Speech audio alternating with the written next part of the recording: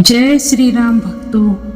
प्यारे भक्तों, क्या आप जानते हैं कि हमारे शास्त्रों में कुछ ऐसे विशेष समय बताए हैं जब थोड़ा सा किया गया जप तप दान पुण्य हमें कई गुना फल देता है।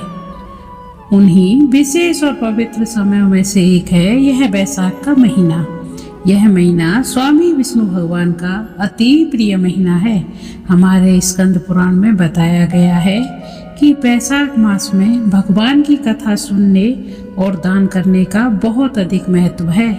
आज मैं आपको वैशाख माहात्म्य की 10 ऐसी दिव्य और प्रेरक कथाएं सुनाऊंगी जो आपके हृदय को भक्ति के रस से भर देंगी और आपको भगवान विष्णु की कृपा का अनुभव कराएंगी।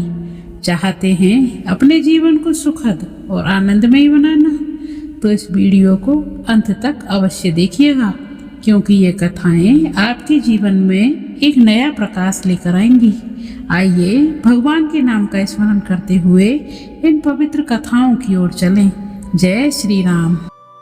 जो भी प्रिय भक्त भगवान विष्णु के वैशाख महात्म्य को महीने भर नहीं पढ़ पाए हैं, यह मौका उनके लिए है।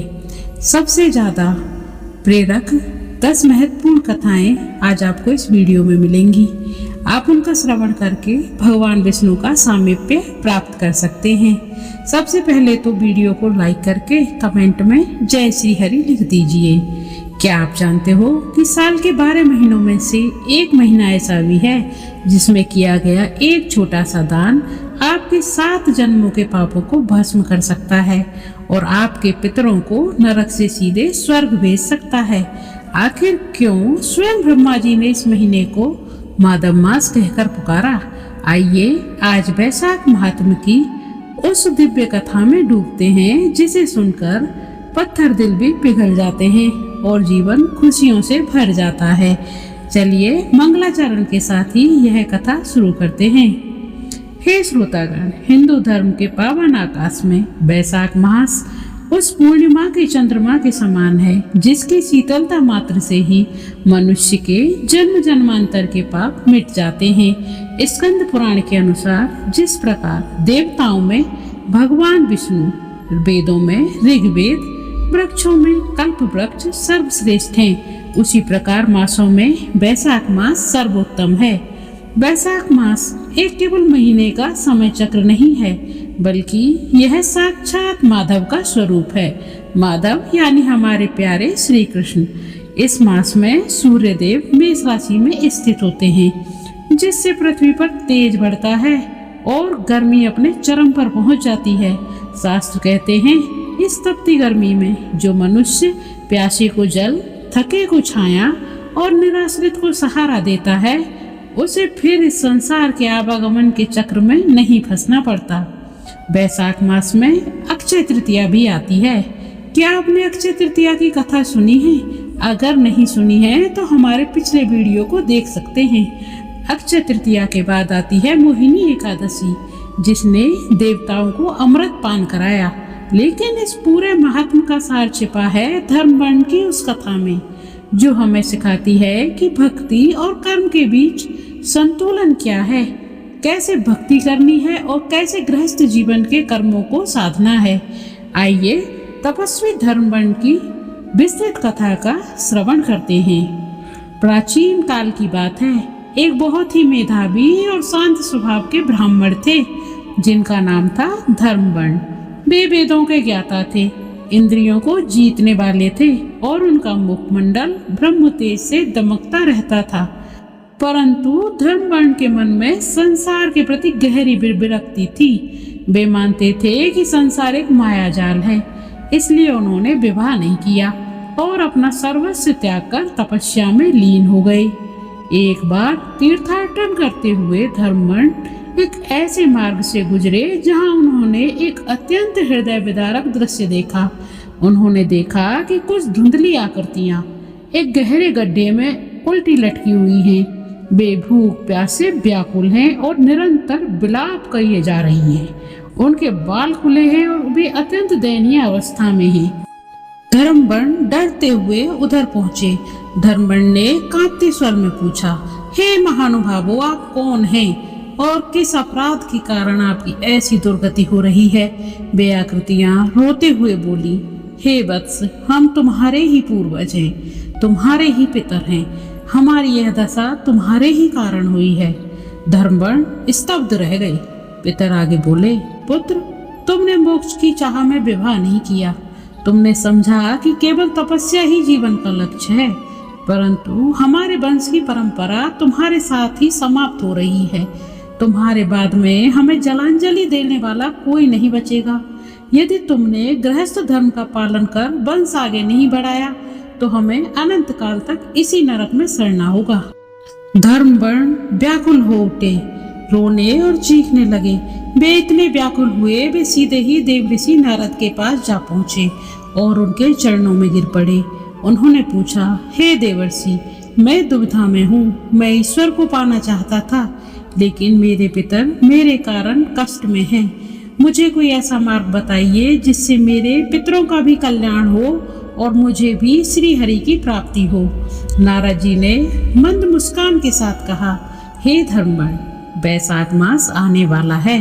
तुम इस मास की शरण में जाओ। जो फल हजारों वर्षों की कठोर तपस्या से नहीं मिलता, वह बैसाख में केवल परोपकार और विष्णु भक्ति से प्राप्त हो जाता है। जाओ और बैसाख महात्म का पालन करो।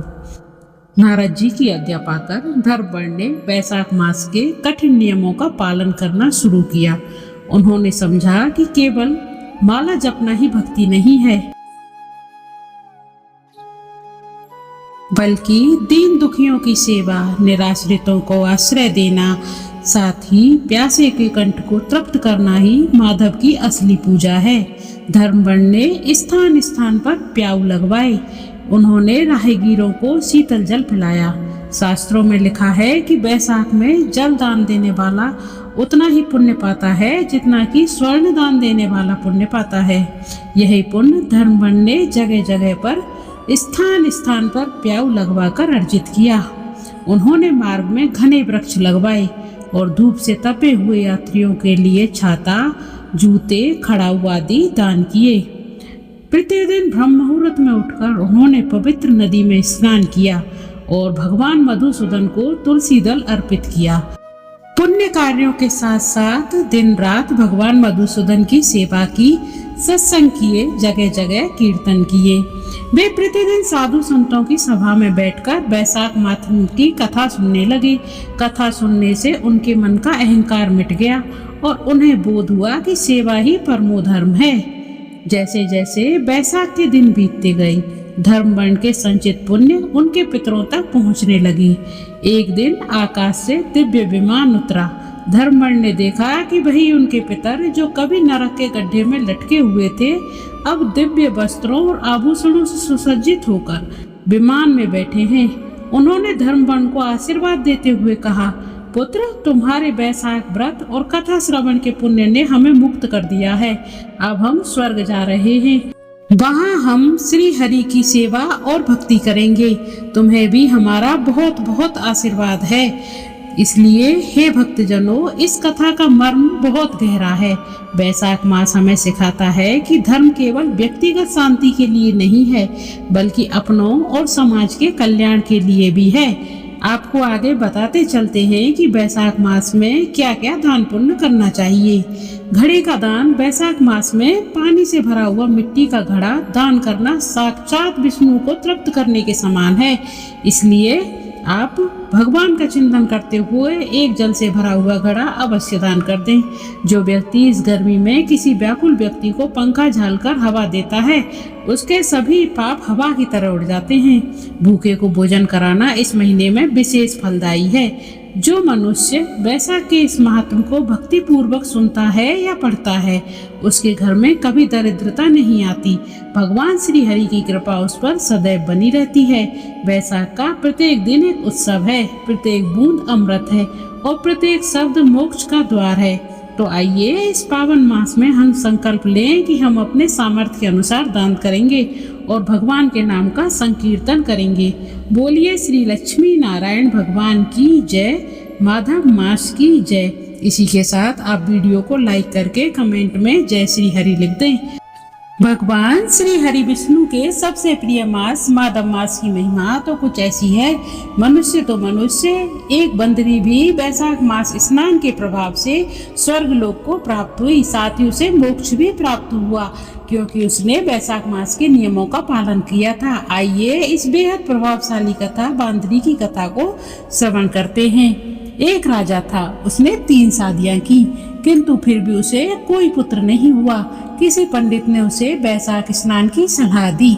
तब उसने रोज वैशाख माह में ब्रह्म मुहूर्त में उठकर गंगा नदी में स्नान करने का नियम बनाया। राजा प्रतिदिन इस नियम का पालन करता था। राजा का आदेश था कि उससे पहले नदी में स्नान कोई नहीं करे, किंतु जब वह स्नान करने जाता तो उसे गंगा जल शांत नहीं दिखाई देता, बल्कि स्थिर होने के बजाय उसमें हलचल दिखाई देती थी। उसे लगा कि अवश्य ही उससे पहले कोई नदी में स्नान करके चला जाता है। उसने पहरेदार बिठा दिए कि कोई आता दिखे तो उसे पकड़ लेना। वहां नदी के किनारे ही एक पेड़ पर एक बांदरी रहती थी। वह नित्य राजा से पहले ही स्नान कर पेड़ पर चढ़ जाती। वह आने जाने वाले भक्तों को भगवान का नाम का कीर्तन करते देखती तो वह वहीं रमकर बैठ जाती। इस तरह पूरा महीना होने को आया, किंतु कोई उसका पता न चला सका। राजा ने मन ही मन उस अज्ञात व्यक्ति की चतुराई की बहुत प्रशंसा की और प्रतिज्ञा की, यदि वह नारी हुई तो मैं उससे विवाह कर लूंगा।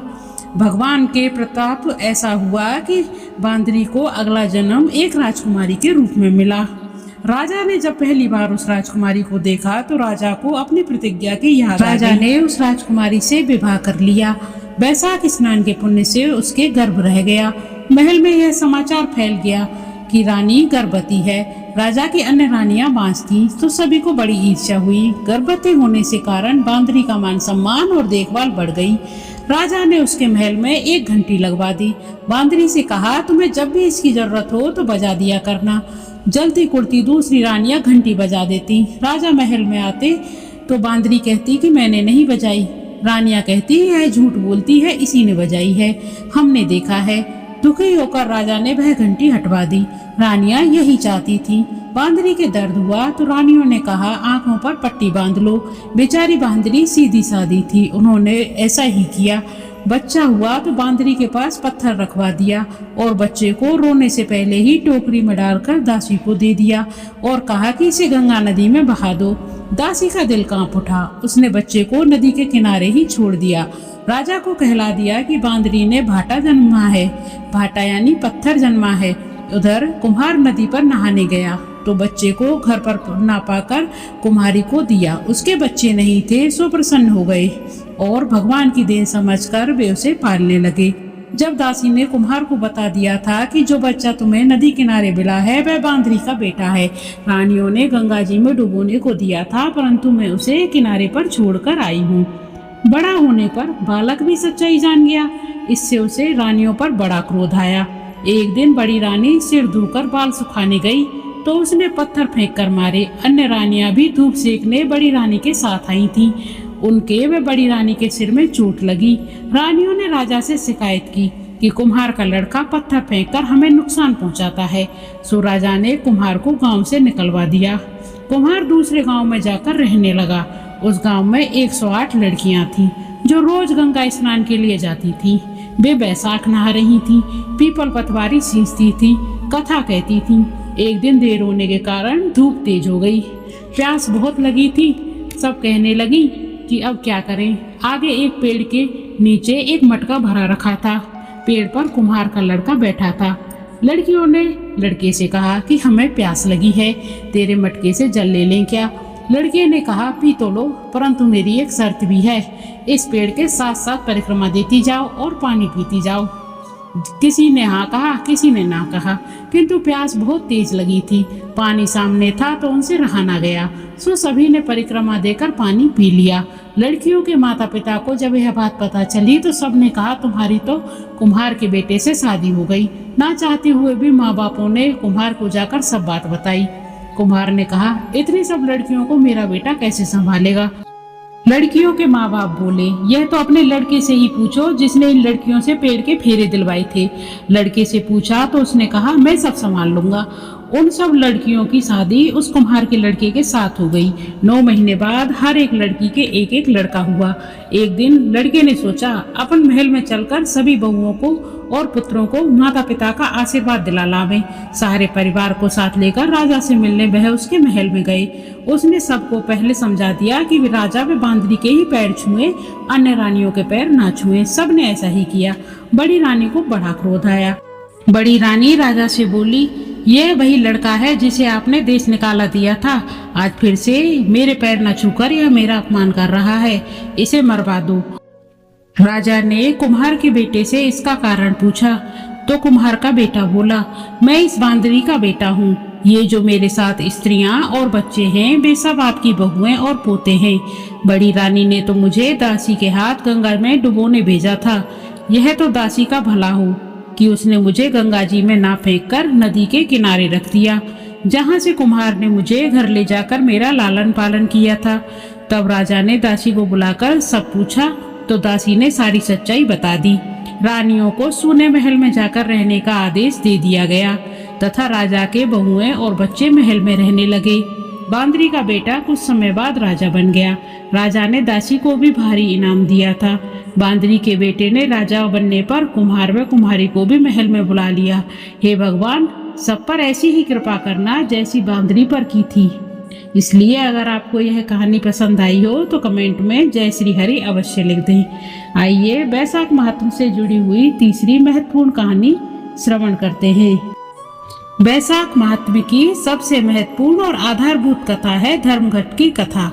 यह कथा न केवल जलदान की महिमा बताती है बल्कि यह भी स्पष्ट करती है कि वैशाख मास को माधव मास क्यों कहा जाता है और क्यों इस दौरान किए गए छोटे से पुण्य का फल भी अक्षय हो जाता है। प्राचीन काल की बात है। नैमिषारण्य तीर्थ में शौनकादि ऋषियों ने सूत जी से प्रश्न किया, हे सूत जी, आपने हमें व्रत और नियमों के बारे में बता दिया, लेकिन वैशाख मास की इतनी महिमा क्यों है? क्यों इस मास में दान और स्नान को इतना महत्व दिया जाता है? कृपया कोई ऐसी कथा सुनाइए जिससे वैशाख स्नान और दान का रहस्य स्पष्ट हो सके। सूत जी बोले, हे ऋषियों, यही प्रश्न एक बार नारद जी ने ब्रह्मा जी से किया था और यमराज ने एक ब्राह्मण को इसका उत्तर दिया था। मैं आपको वही धर्मघट की पवित्र कथा सुनाता हूँ। धर्मघट की पवित्र कथा को बीच में छोड़ना अशुभ माना जाता है। धर्मघट की पवित्र कथा पूरी ही सुननी चाहिए। ऐसा करने पर व्यक्ति को अक्षय फल की प्राप्ति होती है। मिथिलापुरी का ब्राह्मण और यमराज का दर्शन। एक बार मिथिला नगरी में एक अत्यंत विद्वान और धर्मात्मा ब्राह्मण रहते थे जिनका नाम श्रुतदेव था। वे प्रतिदिन वैशाख स्नान करते और भगवान माधव की सेवा करते थे। एक बार वैशाख के तपते महीने में वे गंगा स्नान के लिए जा रहे थे। रास्ते में उन्होंने देखा कि एक वृद्ध व्यक्ति प्यास से व्याकुल होकर सड़क के किनारे मूर्छित पड़ा हुआ है। श्रुतदेव ने तुरंत अपने कमंडल से जल निकालकर उस वृद्ध के मुख में डाला और अपने अंगूछे से उसे हवा करने लगे। जब उस वृद्ध को होश आया तो उसने श्रुतदेव को आशीर्वाद दिया। उसी समय वहां साक्षात यमराज प्रकट हुए। यमराज के भयानक रूप को देखकर श्रुतदेव डर गए, लेकिन यमराज ने सौम्य स्वर में कहा, हे विप्र, डरो मत। तुमने इस वृद्ध की जान बचाकर जो पुण्य कमाया है उससे मैं अत्यंत प्रसन्न हूँ। तुम मुझसे कोई भी प्रश्न पूछ सकते हो। श्रुतदेव ने हाथ जोड़कर पूछा, हे धर्मराज, वैशाख मास में ऐसा क्या विशेष है कि यहाँ किया गया जलदान मनुष्य को यमलोक के कष्टों से बचा लेता है? यमराज बोले, हे ब्राह्मण सुनो, वैशाख का महीना भगवान विष्णु को अत्यंत प्रिय है। जैसे विद्याओं में वेद, मंत्रों में प्रणव यानी ओंकार और वृक्षों में कल्प वृक्ष श्रेष्ठ है, वैसे ही महीनों में वैशाख मास श्रेष्ठ है। इस मास में जो मनुष्य धर्मघट का दान करता है वह कभी नरक का मुख नहीं देखता। श्रुतदेव ने पूछा, प्रभु, यह धर्मघट क्या है और इसका महत्व क्या है? धर्मराज ने एक प्राचीन कथा सुनाई। सतयुग में व्याध एक शिकारी था जो अत्यंत क्रूर था। उसने जीवन भर केवल निर्दोष पशुओं की हत्या की थी। एक बार वैशाख की चिलचिलाती धूप में वह शिकार की तलाश में भटक रहा था। प्यास के मारे उसका कंठ सूख रहा था। तभी उसने देखा कि एक पेड़ के नीचे एक मिट्टी का घड़ा भरा रखा है जो शीतल जल से भरा हुआ है और उसके ऊपर एक सुंदर सा पंखा रखा है। वह घड़ा किसी यात्री के लिए किसी धर्मात्मा ने रखवाया था। उस व्याध ने भरपेट पानी पिया और उस पंखे से अपने शरीर की गर्मी शांत की। उस जल और शीतल वायु से उसे इतनी शांति मिली कि उसकी हृदय के पाप धुलने लगे। कुछ समय बाद उस व्याध की मृत्यु हो गई। यमदूत उसे पकड़कर यमलोक लेके आए। जब उसके कर्मों का लेखा जोखा देखा गया तो उसके खाते में केवल पाप ही पाप थे। लेकिन चित्रगुप्त ने कहा, महाराज, इसने अपने अंतिम समय में वैशाख मास की तपती दोपहर में एक धर्मघट पुण्य के घड़े से जल पिया था और पंखे की सेवा ली थी। इस कारण एक पुण्य ने इसके जीवन भर के सभी पापों को भस्म कर दिया है। यमराज ने उसे नरक भेजने के बजाय स्वर्ग भेजने का आदेश दिया। यमराज ने श्रुतदेव को बताया कि वैशाख मास में एक मिट्टी का नया घड़ा लेना चाहिए। उसे स्वच्छ जल से भरकर उसमें गंध, पुष्प, अक्षत डालने चाहिए। उस घड़े पर एक पंखा, जिसे बीजना भी कहते हैं, उसे रखना चाहिए और सामर्थ्य अनुसार फल या दक्षिणा रखकर किसी सुयोग्य ब्राह्मण को दान कर देना चाहिए। एक धर्मघट दान करते समय एक मंत्र बोला जाता है, एस धर्मघटो दत्तो ब्रह्म विष्णु शिवात्मकः अस्य प्रदानात् सफला मम संतु मनोरथः। यह धर्मघट ब्रह्मा विष्णु शिव का स्वरूप है। इसके दान से मेरे सभी मनोरथ सफल होंगे, ऐसा इस मंत्र का अर्थ है। यमराज आगे कहते हैं, हे विप्र, वैशाख में सूर्य की किरणें अत्यंत प्रखर होती हैं। जो इस समय मनुष्य प्यासे को जल पिलाता है वह संसार के समस्त तीर्थों का पुण्य प्राप्त कर लेता है। जो धूप में तपने वाले को पंखा जलता है वह साक्षात वायु देव को प्रसन्न करता है और जो जूते या छतरी का दान करता है उसे यमलोक के तपते मार्ग पर शीतलता प्राप्त होती है। यमराज की बातें सुनकर श्रुतदेव का संदेह दूर हो गया। उन्होंने विधि विधान से वैशाख मास का पालन किया और अंत में भगवान विष्णु के परम धाम को प्राप्त किया। अगर आपको धर्मराज और श्रुतदेव की यह कथा अच्छी लगी हो तो कमेंट में जय श्री हरि अवश्य लिख दें। धर्मघट की यह कथा हमें सिखाती है कि धर्म केवल बड़ी बड़ी पूजाओं में नहीं होता, बल्कि प्यासे को पानी पिलाना जैसे छोटे और मानवीय कार्यों में भी छिपा है। माधव की सच्ची पूजा उनकी बनाई सृष्टि की सेवा में ही है। अगर यह कथा दिल को छू गई हो तो जय श्री हरि अवश्य लिख दें। वैशाख मास में सुनी जाने वाली अन्य पवित्र कथाओं में से सबसे महत्वपूर्ण और प्रसिद्ध कथा है राजा अम्बरीश की कथा, क्योंकि यह कथा एकादशी व्रत, दान और माधव विष्णु के प्रति अनन्य भक्ति के महत्व को स्थापित करती है। प्राचीन काल में राजा अम्बरीश हुए जो बहुत ही धर्मात्मा और भगवान विष्णु के परम भक्त थे। वे हर साल वैशाख के महीने में कठोर तपस्या करते थे और सभी एकादशी व्रतों का पालन करते थे। एक बार राजा अम्बरीश ने निर्जला एकादशी का व्रत रखा।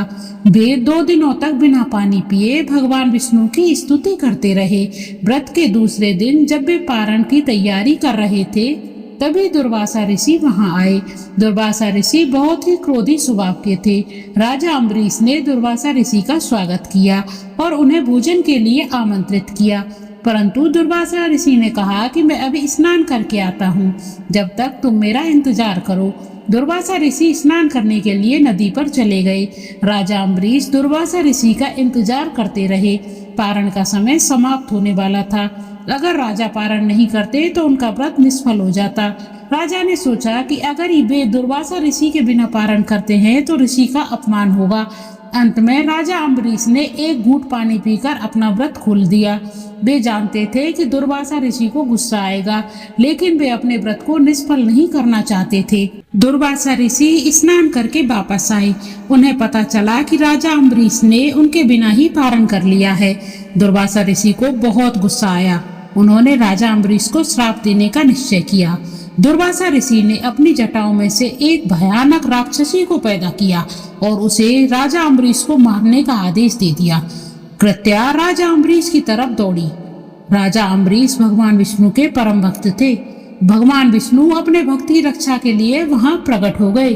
उन्होंने अपना सुदर्शन चक्र कृत्या की तरफ छोड़ दिया। सुदर्शन चक्र ने कृत्या का नाश कर दिया। सुदर्शन चक्र अब दुर्वासा ऋषि की तरफ दौड़ने लगा। दुर्वासा ऋषि डर गए। वे भागने लगे, लेकिन सुदर्शन चक्र उनका पीछा करता रहा। दुर्वासा ऋषि भगवान विष्णु के पास गए और उनसे माफी मांगी। भगवान विष्णु ने कहा, मैं तुम्हें माफ नहीं कर सकता, तुमने मेरे भक्त का अपमान किया है, तुम्हें राजा अम्बरीश से ही माफी मांगनी होगी। दुर्वासा ऋषि राजा अम्बरीश के पास गए और उन्होंने अपने कृत्य के लिए माफी मांगी। राजा अम्बरीश बहुत ही दयालु थे, उन्होंने दुर्वासा ऋषि को माफ कर दिया। राजा अम्बरीश की यह कथा हमें सिखाती है कि भगवान की भक्ति कभी व्यर्थ नहीं जाती। भगवान अपने भक्तों की सदैव रक्षा करते हैं। यह कथा एकादशी व्रत और दान के महत्व पर भी प्रकाश डालती है। राजा अम्बरीश की भक्ति और तपस्या ने उन्हें भगवान विष्णु के सुदर्शन चक्र का सुरक्षा कवच प्रदान किया था। यह कथा हमें सिखाती है कि निस्वार्थ भक्ति और धर्म का पालन करने से मनुष्य सभी विपत्तियों को पार कर सकता है। तो बोलिए राधे राधे। अगर आप विष्णु भगवान की कृपा अपने जीवन में पाना चाहते हैं तो कमेंट में जय श्री हरि अवश्य लिखें। साथ ही अगली कथा की ओर बढ़ते हैं।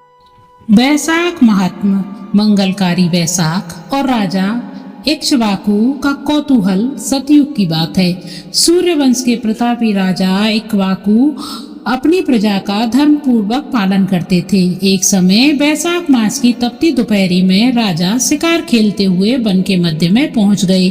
प्यास और थकान से व्याकुल होकर वे विश्राम के लिए एक सघन वृक्ष की छाया में रुके। वहां उन्होंने देखा कि एक तपस्वी ब्राह्मण जो अपनी तपस्या में लीन थे, भीषण गर्मी के बावजूद अत्यंत शांत और प्रसन्न चित्त दिख रहे थे। राजा को आश्चर्य हुआ कि इतनी गर्मी में जहाँ पशु पक्षी भी व्याकुल हैं, यह तपस्वी किस प्रकार शीतलता का अनुभव कर रहे हैं। राजा ने उनके समीप जाकर प्रणाम किया और अपनी जिज्ञासा प्रकट की। तपस्वी ने कहा। राजा के विनीत वचनों को सुनकर तपस्वी ने अपनी आंखें खोली। हे राजन, जो मनुष्य वैशाख के मास में भगवान मधुसूदन की प्रसन्नता के लिए जलदान, छायादान और पंखा दान करता है, उसे बाहर की गर्मी कभी संताप नहीं देती। वैशाख मास सब मासों में से उत्तम है। जैसे विद्याओं में वेद, मंत्रों में प्रणव और वृक्षों में कल्प वृक्ष श्रेष्ठ है, वैसे ही धर्म साधनों में वैशाख मास सर्वोपरि है। तपस्वी ने आगे कथा सुनाई कि प्राचीन काल में इसी प्रकार एक निर्धन ब्राह्मण ने केवल जल और छाया प्रदान करके अक्षय पुण्य को प्राप्त किया था। उन्होंने राजा को बताया कि इस मास में पदत्राण यानी जूते, चप्पल, छत्र, छाता, उदकुंभ, जल से भरा घड़ा दान करने का फल अश्वमेध यज्ञ के समान होता है।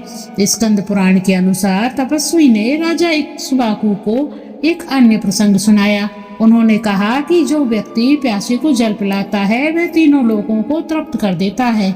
वैशाख की चिलचिलाती धूप में यदि कोई थके हुए यात्री को पंखा झलकर शीतलता प्रदान करता है तो उसके जन्म जन्मांतर के पाप कट जाते हैं और वह निष्पाप होकर विष्णु लोक को जाता है। राजा इक्ष्वाकु इस ज्ञान से अत्यंत प्रभावित हुए। उन्होंने उसी क्षण संकल्प लिया कि वे अपने राज्य में वैशाख धर्म का व्यापक प्रचार करेंगे। राजा ने वन में ही प्याऊ लगवाई और मार्ग पर छायादार वृक्ष लगवाने का आदेश दिया। स्कंद पुराण में एक बार वर्णन आता है कि राजा इक्ष्वाकु ने केवल शारीरिक सुख के लिए नहीं बल्कि लोक कल्याण की भावना से इन कार्यों को किया था। ब्राह्मण ने समझाया कि धर्म केवल पूजा पाठ नहीं बल्कि पीड़ित जीव की सेवा में होता है। वैशाख मास में भगवान विष्णु जल के रूप में स्थित होते हैं, इसलिए जल का दान ही साक्षात नारायण की सेवा होती है। ब्राह्मण ने राजा से कहा, राजन, वैशाख में सूर्य की किरणें अग्नि के समान दहकती हैं। इस समय जो व्यक्ति मार्ग में बावड़ी, कुआं या प्याऊ बनवाता है वह स्वर्ग में उतने ही वर्षों तक निवास करता है जितने उस जलाशय के कण होते हैं। तपस्वी के वचनों को सुनकर राजा इक्ष्वाकु का हृदय श्रद्धा से भर गया।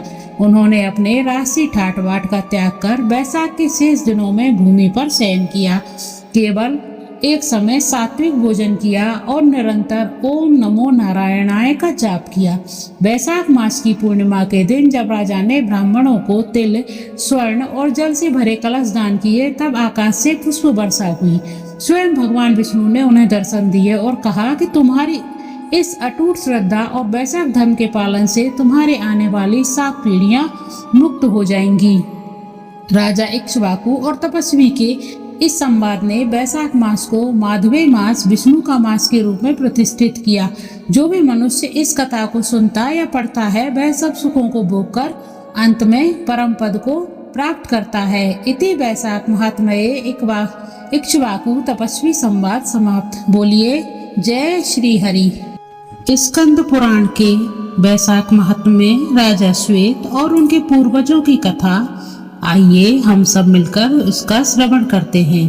प्राचीन काल में श्वेत नाम के एक परम प्रतापी और धर्मात्मा राजा हुए। वे सूर्य वंश के भूषण थे और उन्होंने अपनी प्रजा का पालन पुत्रवत किया था। जब राजा वृद्ध हुए तो उन्होंने अपना राज्य अपने पुत्र को सौंप दिया और स्वयं मुक्ति की अभिलाषा लेकर घने वन में तपस्या करने चले गए। राजा श्वेत ने वन में कठोर तपस्या की।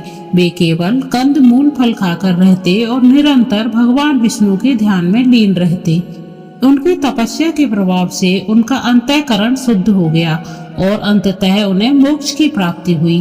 वे दिव्य देह धारण करके विष्णु लोक यानी वैकुंठ को सिधार गए। आश्चर्य की बात यह हुई कि वैकुंठ में जैसे परम आनंदमय स्थान पर पहुंचने के बाद भी राजा श्वेत को तीव्र भूख और प्यास सताने लगी। वैकुंठ में ना तो भूख होती है ना ही दुख, फिर भी राजा श्वेत का कंठ सूखने लगा। वे क्षुधा से व्याकुल हो उठे। विचलित होकर राजा श्वेत ब्रह्मा जी के पास गए और उन्होंने विनीत भाव से कहा, हे पितामह, मैंने जीवन भर धर्म का पालन किया, कठोर तप किया और अब मैं भगवान के परम धाम में हूँ। फिर भी मुझे यह शारीरिक कष्ट, यह भूख प्यास क्यों सता रही है? ब्रह्मा जी ने करुणा पूर्वक राजा की ओर देखा और कहा, हे राजन, इसमें कोई संदेह नहीं कि तुमने महान तप किया और तुम्हें मोक्ष मिला, परंतु अपने जीवन काल में तुमने केवल स्वार्थपरक तपस्या की। तुमने अपनी आत्मा के कल्याण के लिए तो कार्य किया, किंतु कभी भी अन्न और जल का दान किसी भी जीव को नहीं दिया। ब्रह्मा जी ने आगे समझाया, मनुष्य तो जो दान जीवित रहते हुए दूसरों को देता है वही परलोक में उसको प्राप्त होता है। तुमने स्वयं तो उपवास किए किंतु भूखों को भोजन नहीं कराया, विशेषकर वैशाख मास में जब सूर्य प्रखर होता है तुमने ना तो प्याऊ लगवाई ना ही जलदान किया। इसी कारण तुम्हारे पुण्यों में अन्न जल की कमी रह गई है। ब्रह्मा जी के निर्देशानुसार राजा श्वेत को एक बार पुनः पृथ्वी के उसी वन में भेज दिया जहाँ उन्होंने तपस्या की थी। वहाँ उन्होंने एक अत्यंत विभत्स दृश्य देखा। उन्होंने देखा कि उनके पूर्वज पितर प्रेत योनि में कष्ट पा रहे हैं। उनके शरीर सूखे हुए थे, आंखें धसी हुई थी और वे भूख से तड़प रहे थे। अपने पूर्वजों की यह दुर्दशा देखकर राजा श्वेत रोने लगे। पूर्वजों ने राजा को पहचान लिया और कहा, हे वत्स, तुम्हारे पुण्यों से तुम्हें तो गति मिल गई, लेकिन हमारे निमित्त तुमने कभी वैशाख मास में तर्पण या दान नहीं किया। हमारे वंश में ऐसा कोई नहीं रहा जो वैशाख के जल से हमें तृप्त करे, इसलिए हम इस दुर्गति को प्राप्त हुए हैं। राजा श्वेत अत्यंत दुखी हुए। उन्होंने वही वन में स्थित एक सरोवर के तट पर वैशाख मास के नियमों का पालन शुरू किया। वैशाख मास के पवित्र जल से अपने पितरों का तर्पण किया। वहां से गुजरने वाले थके हुए यात्रियों और ऋषियों को आदर पूर्वक भोजन कराया। जल से भरे हुए कलश ब्राह्मणों को दान किए। जैसे जैसे राजा श्वेत दान करते गए उनके पूर्वजों के प्रेत दिव्य शरीर को प्राप्त होते गए। वैशाख मास की अक्षय तृतीया और पूर्णिमा के पुण्य प्रभाव से उनके पूर्वज प्रेत योनि से मुक्त होकर विमान में बैठकर स्वर्ग सिधार गए। तपस्वी ऋषियों ने इस कथा का समापन करते हुए कहा है कि केवल माला जपना या वन में बैठना पूर्ण धर्म नहीं है, परोपकारणाय पुण्याय अर्थात दूसरों का उपकार ही सबसे बड़ा पुण्य है। वैशाख मास में किया गया थोड़ा सा भी दान, जैसे राहगीरों को छाता देना या प्यासे को पानी पिलाना, कुल की 21 पीढ़ियों को तार देता है। राजा श्वेत की यह कथा हमें सिखाती है कि भक्ति के साथ साथ सेवा और दान का संतुलन ही व्यक्ति को पूर्णता प्रदान करता है। जो मनुष्य वैशाख महात्म्य की इस कथा को सुनता है उसके पितर सदैव तृप्त रहते हैं और उसे अक्षय सुख की प्राप्ति होती है। दान ही वह संपत्ति है जो मृत्यु के पश्चात भी हमारे साथ चलती है। इसलिए आप भगवान के नाम का दान करिए और कमेंट में जय श्री हरि अवश्य लिख दीजिए। आगे चलते हैं अवंती नगरी में। अवंती नगरी और धन का अहंकार। प्राचीन काल की बात है। क्षिप्रा नदी के तट पर बसी पवित्र नगरी अवंती उज्जैन में एक धनी नामक वैश्य रहता था। जैसा उसका नाम था वैसे ही उसके पास वैभव था। उसके गोदाम अन्न से भरे थे और तिजोरियां स्वर्ण मुद्राओं से। किंतु उस वैश्य का हृदय मरुस्थल की भांति शुष्क था। स्कंद पुराण में वर्णन करता है कि वैश्य इतना लोभी था कि वह फटे हुए वस्त्र पहनता था ताकि लोगों को लगे कि वह निर्धन है और उससे कोई दान न मांग ले। वह सुबह से रात तक केवल धन की गणना करता। उसके लिए धर्म तप दान केवल समय की बर्बादी थे। वह कहता था कि हाथ में आया धन ही सत्य है, पर लोग किसने देखा है। समय का चक्र घूमा, वैसाख का महीना आया।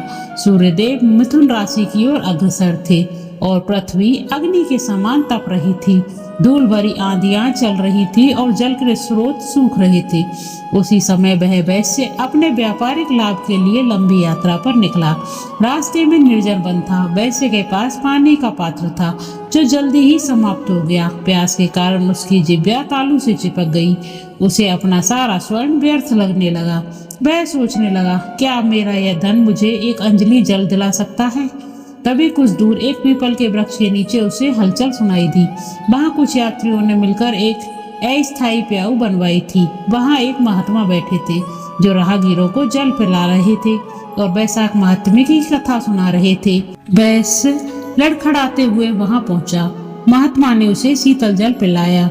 जब वैश्य की चेतना लौटी तो महात्मा ने उससे कहा, पुत्र, वैशाख में जल पिलाने वाले को वही पुण्य मिलता है जो राजसूय यज्ञ करने से मिलता है।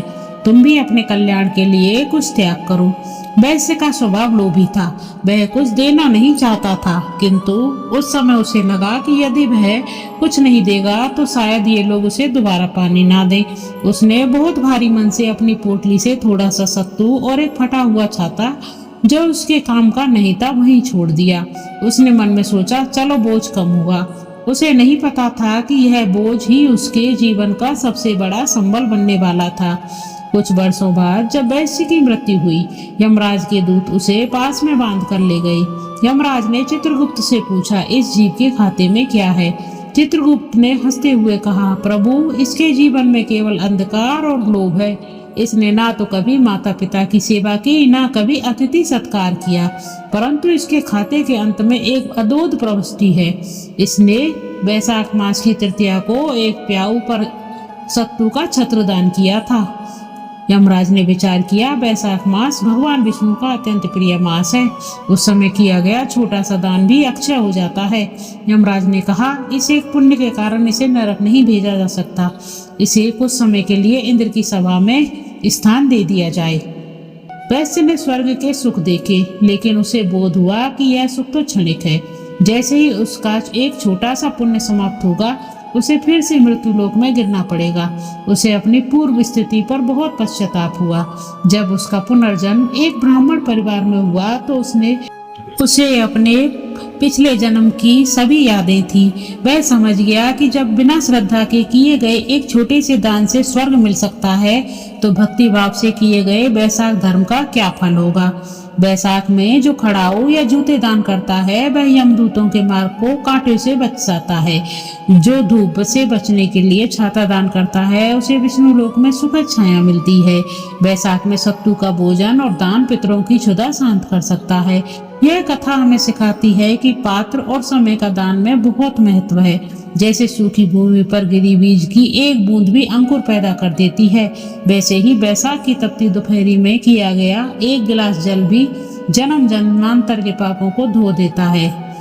यह लोभी वैश्य की कथा केवल एक कहानी नहीं है, बल्कि मानव स्वभाव और ईश्वरीय कृपा का अद्भुत संगम है।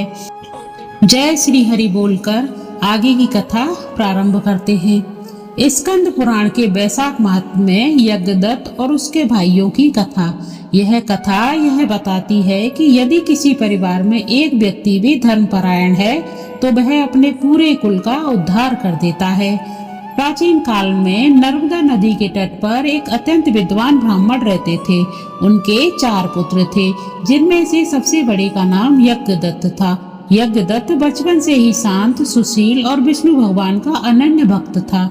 इसके विपरीत उसके तीनों छोटे भाई अत्यंत दुराचारी, क्रोधी और शास्त्र विमुख थे। वे जुआ खेलने, मद्यपान करने और अधर्म के कार्यों में लीन रहते थे। जब पिता का देहांत हो गया तो भाइयों ने पैतृक संपत्ति का बंटवारा कर लिया। यज्ञदत्त ने अपने हिस्से के धन का उपयोग तीर्थ यात्रा और वैशाख धर्म के पालन में किया, जबकि उसके भाइयों ने सारा धन व्यसनों में उड़ा दिया। अंततः अत्यंत दरिद्रता की स्थिति में पहुंच गए। एक बार वैशाख का पवित्र महीना आया। यज्ञदत्त नियम पूर्वक प्रातःकाल सूर्योदय से पूर्व नर्मदा में स्नान करता, भगवान मधुसूदन की पूजा करता था और विद्वान ब्राह्मणों को जल से भरे घड़े का दान करता था। उसके तीनों भाई भूख प्यास से व्याकुल होकर उसके पास आए। यज्ञदत्त ने उन्हें प्रेम पूर्वक भोजन कराया, लेकिन साथ ही एक उपदेश भी दिया, भाइयों यह शरीर नश्वर है, वैशाख का यह दुर्लभ मास बीत रहा है, तुम कम से कम एक दिन सूर्योदय से पहले स्नान करके देखो, तुम्हारे सारे पाप कट जाएंगे। अधर्मी भाइयों ने यज्ञदत्त का उपहास किया और क्रोध में उसे भला बुरा कहकर वहां से चले गए। कुछ समय पश्चात काल के प्रभाव से उन तीनों भाइयों की अकाल मृत्यु हो गई। उनके पाप इतने भयानक थे कि यमदूत ने उन्हें अत्यंत क्रूरता से बांधकर यमलोक के ले जाने लगे। रास्ते में वैशाख की तपती धूप थी, नीचे जलती हुई रेत थी और कहीं भी छाया नहीं थी। वे भाई त्राही त्राही कर रहे थे। तभी यमलोक के मार्ग पर एक चमत्कार हुआ। यमदूतों ने अचानक अपना व्यवहार बदल लिया। उन भाइयों को एक शीतल छाया का अनुभव होने लगा। यमराज के पास पहुंचने पर चित्रगुप्त ने एक अनोखा सत्य प्रकट किया। चित्रगुप्त ने कहा, हे धर्मराज, यद्यपि ये तीनों भाई महापापी हैं, लेकिन इनकी मृत्यु से कुछ दिन पूर्व इनके बड़े भाई यज्ञदत्त ने वैशाख मास में इनके नाम से एक विशेष जल कुंभ पादुका का दान किया था। यज्ञदत्त ने भगवान विष्णु से प्रार्थना की थी कि इस दान का फल उसके भाइयों को मिले। वैशाख मास का यह नियम है कि यदि कोई निष्पाप व्यक्ति अपने किसी संबंधी के निमित्त दान करता है तो उसका फल सीधे उस संबंधी को प्राप्त होता है। यज्ञदत्त की निस्वार्थ प्रार्थना और वैशाख के दान की शक्ति ने भाइयों के नरक के द्वार बंद कर दिए। यमराज के आदेश पर उन भाइयों को सीधे नरक नहीं भेजा गया, बल्कि उन्हें पुनः एक अवसर दिया गया ताकि वे उत्तम कुल में पैदा हुए, जहां पर उन्होंने अपने पूर्व जन्म का आभास रहा। अगले जन्म में यज्ञदत्त की प्रेरणा से पूर्णतः वैशाख धर्म का पालन किया और अंततः सह परिवार विष्णु लोक को प्राप्त हुए। वैशाख मास में यदि पुत्र पिता के लिए या भाई भाई के लिए दान करता है तो भी उसका फल उनको मिल जाता है। प्यासे को पानी पिलाने का फल ब्रह्मा जी भी पूरी तरह नहीं बता सकते हैं। इस कथा में बताया गया है, मार्ग में चलने के लिए जूते या खड़ाऊ का दान करने से व्यक्ति को परलोक के असीपत्र वन, तलवारों जैसे पत्रों वाला वन की पीड़ा नहीं सहनी पड़ती। यह कथा हमें सिखाती है कि परिवार में एक धार्मिक व्यक्ति की उपस्थिति पूरे वंश के लिए सुरक्षा कवच का काम करती है। बोलिए जय श्री हरि। अगर आपको यह कथा पसंद आई हो तो कमेंट में जय श्री हरि लिख दें। आइए हेमकुंडल वैश्य की महागाथा सुनते हैं। स्कंद पुराण के अनुसार प्राचीन काल में अवंतीपुरी में हेमकुंडल नाम का एक अत्यंत प्रभावशाली वैश्य रहता था। व्यापारिक कौशल में वह इतना चतुर था कि उसने 7 समुद्र पार से भी धन अर्जित किया था। उसके महलों में स्वर्ण की चमक थी लेकिन उसके जीवन में धर्म का प्रकाश नहीं था। स्कंद पुराण में कहा गया है कि हेमकुंडल का तो एक ही नियम था, केवल धन संचय के लिए है। वह ना तो स्वयं अच्छा भोजन करता था, ना अपने परिवार को सुख देता था। वह चींटियों को आटा डालने या किसी प्यासे को पानी पिलाने तक को धन की हानि समझता था। उसका मानना था कि मनुष्य का वर्तमान केवल उसके धन से सुरक्षित है, परलोक की बातें केवल कल्पना है। हेमकुंडल के 2 पुत्र थे, कुंडल और विकुंडल। संयोगवश एक बार वैशाख के महीने में वे दोनों भाई एक ऋषि के आश्रम के पास से गुजर रहे थे। वहां उन्होंने सुना कि वैशाख मास भगवान विष्णु का हृदय है। ऋषि कह रहे थे, जैसे सभी नदियों में गंगा, देवों में विष्णु और मंत्रों में ओंकार श्रेष्ठ है, वैसे ही सब महीनों में वैशाख श्रेष्ठ है। इस मास में जो एक अंजलि जल भी दान करता है वह करोड़ों पापों से मुक्त हो जाता है। पुत्रों के मन में धर्म जागृत हुआ। उन्होंने अपने पिता हेमकुंडल से कहा, पिताजी, हमारे पास अपार धन है, क्यों ना हम इस वैशाख मास में प्यासे राहगीरों के लिए प्याऊ लगवाएं। भगवान माधव इससे अत्यंत प्रसन्न होंगे। हेमकुंडल ने क्रोधित होकर कहा, मूर्खो, यह धन मेहनत से कमाया जाता है। जल तो प्रकृति का है, जिसे प्यास लगेगी वह स्वयं नदी तक जाएगा। मेरे धन का एक अंश भी व्यर्थ के कार्यों में नहीं लगाया जाएगा। पिता के व्यवहार से लज्जित होकर दोनों पितरों ने एक युक्ति निकाली। उन्होंने अपने निजी खर्च के लिए मिलने वाले थोड़े से धन को बचाया। बैसाख की चिलचिलाती धूप में जब मार्ग की धूल अग्नि के समान दहक रही थी, उन्होंने चुपके से एक घने वृक्ष के नीचे जल से भरे मिट्टी के घड़े रखवाए और पंखों का प्रबंध किया। उन्होंने अपने पिता को नहीं बताया, लेकिन जिस धन से वह मिट्टी के घड़े खरीदे गए थे वह धन मूल रूप से हेमकुंडल की तिजोरी का ही था। अचानक एक दिन हेमकुंडल की मृत्यु हो गई। यमदूत उसे पास में बांधकर यमराज के सम्मुख ले गए। वहां का वातावरण अत्यंत भयानक था। चित्रगुप्त ने हेमकुंडल का जीवन वृत्त पढ़ना शुरू किया। हे धर्मराज, इस जीव ने 80 वर्षों तक केवल धन एकत्रित किया। उसने कभी सत्य नहीं बोला, कभी अतिथि सत्कार नहीं किया, ना कभी देवी देवताओं का पूजन किया। यह घोर नरक का अधिकारी है। यमराज ने उसे कुंभीपाक नरक में डालने का आदेश दिया। तभी वहां भगवान विष्णु के वाहन गरुड़ जी ने समान तेज वाले पार्षद प्रकट हुए। उन्होंने यमदूतों को रोक दिया। यमराज ने आश्चर्य से पूछा, हे पार्षदों, इस पापी प्राणी ने ऐसा क्या किया है? आप इसे ले जाने आए हैं। पार्षदों ने उत्तर दिया, हे सूर्यपुत्र, यद्यपि इस वैश्य ने स्वयं दान नहीं दिया, लेकिन बैसाख के पवित्र मास में इसके पुत्रों ने जो प्याऊ लगवाई और जो शीतल जल राहगीरों को पिलाया, उसका स्वामित्व इस वैश्य के पास ही था। इस पुण्य में इतना अप्रक्त इसका हिस्सा जुड़ गया है। बैसाख का धर्म इतना बलवान है, वह कर्ता के साथ साथ कुल के स्वामी को भी पवित्र कर देता है। हेमकुंडल को सीधे वैकुंठ नहीं भेजा गया, क्योंकि उसकी श्रद्धा शून्य थी। उसे पुनः पृथ्वी पर एक धर्मात्मा ब्राह्मण के घर जन्म दिया गया। उसे अपने पूर्व जन्म के वैभव और फिर यमलोक की उस भयावह स्थिति का पूरा स्मरण था। नया जन्म पाते ही हेमकुंडल बैसाख धर्म के प्रति समर्पित हो गया। उसने संकल्प लिया कि वह अपने जीवन का प्रत्येक क्षण लोक कल्याण में लगाएगा। वह दान धर्म करने लगा। यह कथा स्पष्ट करती है कि धन की 3 गतियां होती हैं, दान, भोग और नाश। जो दान नहीं करता, भोग भी नहीं पाता, अंततः उसका धन नष्ट हो जाता है। कुपुत्र कुल का नाश करते हैं, लेकिन सुपुत्र अपने पिता के पापों को भी पुण्यों में बदल देते हैं। अनजाने में या किसी अन्य के माध्यम से भी बैसाख धर्म आपके द्वार तक आता है तो वह नरक के द्वार बंद कर देता है। हेमकुंडल की यह कथा हमें बताती है कि हमारे हाथ से छूटा हुआ धन ही वास्तव में हमारा है। जो तिजोरी में बंद धन है वह तो केवल धूल के समान है। बोलिए बैसाख महात्मा की जय। जय श्री हरि।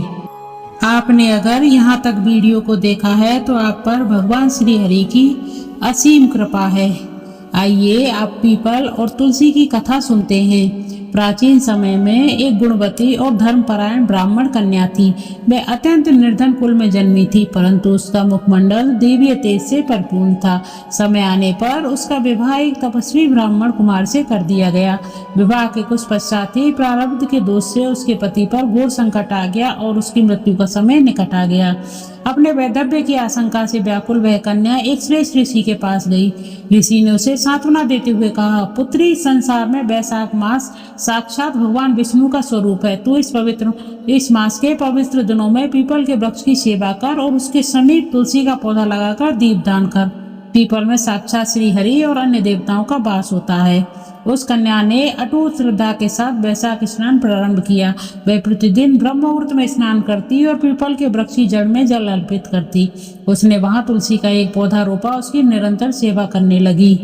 जब बैसाख मास की पूर्णिमा के दिन उसके पति के प्राण लेने के लिए यमदूत आए तो उन्होंने देखा कि वह कन्या पीपल और तुलसी के घेरे में बैठकर मधुसूदन का जाप कर रही है। पीपल की पवित्र छाया और तुलसी की सुगंध के कारण यमदूत उस कन्या के समीप जाने का साहस नहीं कर सके। जब स्वयं यमराज वहां प्रकट हुए, जिस प्रकार सावित्री ने यमराज से तर्क किया था, उसी प्रकार कन्या ने अपनी भक्ति और बैसाख धर्म के बल पर यमराज से प्रश्न किए और कहा, हे धर्मराज, मैंने बैसाख मास में भगवान विष्णु के प्रिय पीपल और तुलसी की सेवा की है।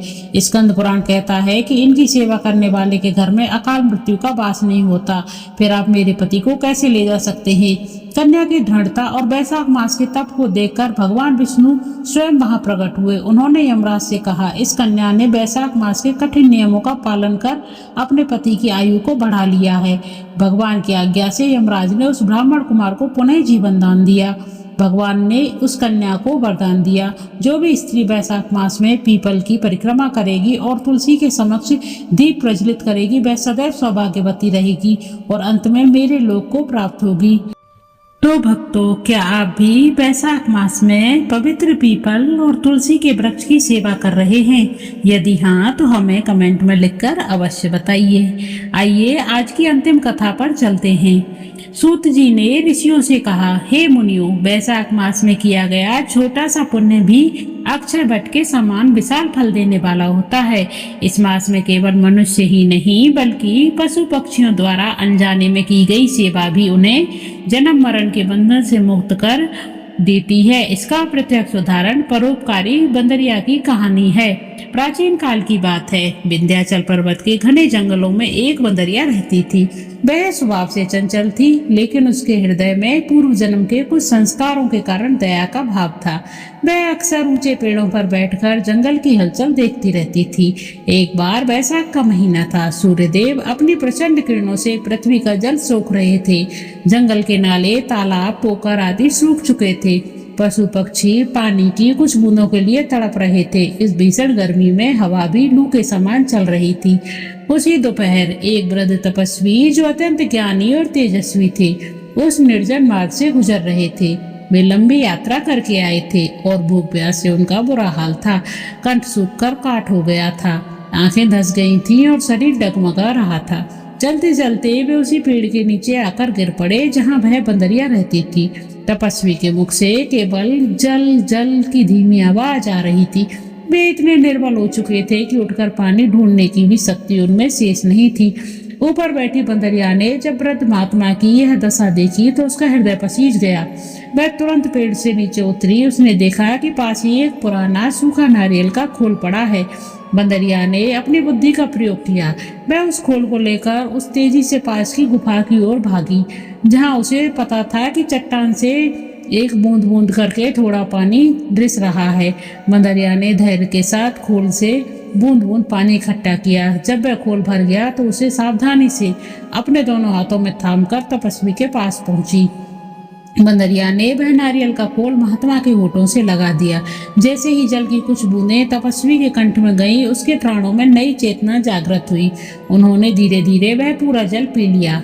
पानी पीते ही उसकी मूर्छा दूर हुई और वे उठकर बैठ गए। जब उन्होंने देखा कि सामने एक बंदरिया है जिसके हाथों में नारियल का खोल है, तो वे आश्चर्यचकित रह गए। उन्हें समझ आ गया कि उनकी प्राणदायिनी यही है। वे बंदरिया को देखा और बोले, हे पुण्यमयी आत्मा, इस भीषण वैशाख में तूने मुझे जल पिलाकर साक्षात भगवान विष्णु की सेवा की है। तेरी इस निस्वार्थ सेवा का फल तुझे अवश्य मिलेगा। समय बीतने पर उस बंदरिया की मृत्यु हुई। वैशाख मास में एक ब्रह्मज्ञानी तपस्वी को जल पिलाने के कारण उसके सारे पाप धुल गए थे। उसका अगला जन्म काशी के राजा के घर में हुआ। वह एक अत्यंत सुंदर और सुशील राजकुमारी के रूप में जन्मी, जिसका नाम कांचन प्रभा रखा गया। राजकुमारी बचपन से ही अत्यंत धार्मिक थी। उसे अपने पूर्व जन्म की बातें याद थी। वह हर साल वैशाख के महीने में बड़े बड़े प्याऊ लगवाती, भूखों को अन्न देती और भगवान विष्णु की पूजा करती थी। जब वह विवाह योग्य हुई तो उसका विवाह एक धर्मात्मा राजकुमार से हुआ। राजकुमारी ने अपने पति को वैशाख महात्म के बारे में बताया। दोनों ने मिलकर अपना जीवन परोपकार में लगा दिया। राजकुमारी हमेशा कहती थी, यदि एक बंदरिया के छोटे से जलदान से मुझे राजपद मिल सकता है, तो मनुष्य जन्म पाकर दान करने वाले को क्या कुछ नहीं मिल सकता। जीवन के अंतिम पड़ाव में राजकुमारी और उसके पति ने राजपाट त्याग दिया और वन में जाकर तपस्या करने लगे। वैशाख के पुण्यों के संचय और निरंतर भगवान के नाम के स्मरण के कारण मृत्यु के समय स्वयं भगवान विष्णु के दूत उन्हें लेने के लिए विमान लेकर आए। वह पूर्व जन्म की बंदरिया, जो बाद में राजकुमारी बनी, अंततः वैकुंठ को प्राप्त हुई। बोलिए श्री नारायण भगवान की जय। अगर आपको यह कथा अच्छी लगी हो तो हमारे चैनल को सब्सक्राइब कर दें। कमेंट में जय श्री हरि अवश्य लिख दें। भक्तों, यह था बैसाख माह की उन पावन कथाओं का सार जो हमें सिखाती हैं कि निस्वार्थ भाव से किया गया छोटा सा कर्म भी हमारे जीवन की दिशा बदल सकता है। आशा है कि राजा इक्ष्वाकु, हेमकुंडल और राजा अम्बरीश के इन प्रसंगों ने आपके हृदय में भक्ति और सेवा का दीप अवश्य प्रज्वलित किया होगा। वैशाख मास का यह पवित्र महीना अभी चल रहा है, इसलिए प्रयास करें कि भगवान की कथाएं निरंतर सुनते रहें। अगर आपने किसी कारणवश वैशाख माह का श्रवण नहीं किया है तो ये सभी महत्वपूर्ण कथाएं आपके लिए हैं। आप इनका श्रवण करें, हो सके तो नियमित करें, विशेषकर एकादशी तिथि और पूर्णिमा के दिन तो पूरी कथाओं का श्रवण करना आपके पुण्यों में वृद्धि कर सकता है। इसलिए प्रयास करें कि किसी प्यासे को जल पिलाएं या जीव की सेवा करें, क्योंकि यही सच्चे भगवान विष्णु की सेवा है। अगर आपको आज की कथाएं प्रेरणादायक लगी हों तो इस वीडियो को लाइक जरूर करें। आपका एक लाइक हमें ऐसी ही पौराणिक जानकारियों को आप तक पहुंचाने के लिए प्रोत्साहित करता है। धर्म और शास्त्र से जुड़ी हुई ऐसी ही दिव्य कथाओं के लिए हमारे चैनल को सब्सक्राइब करके बेल आइकन दबाना ना भूलें, ताकि अगली कथा आपसे छूट ना जाए। कमेंट में जय श्री हरि, ओम नमो नारायणाय लिखकर अपनी उपस्थिति जरूर दर्ज कराएं। प्रभु आप पर और आपके परिवार पर सदा कृपा बनाए रखें। मिलते हैं अगले वीडियो में, तब तक के लिए जय श्री कृष्ण।